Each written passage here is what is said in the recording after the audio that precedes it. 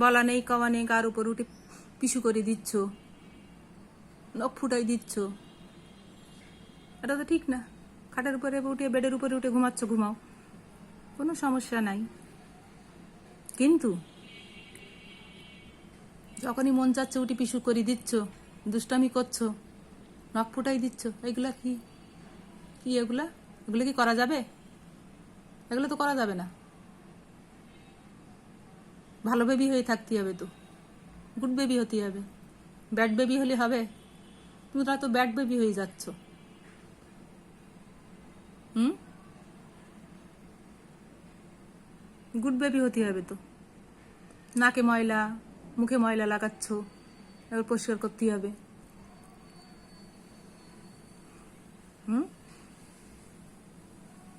Mini, Omni.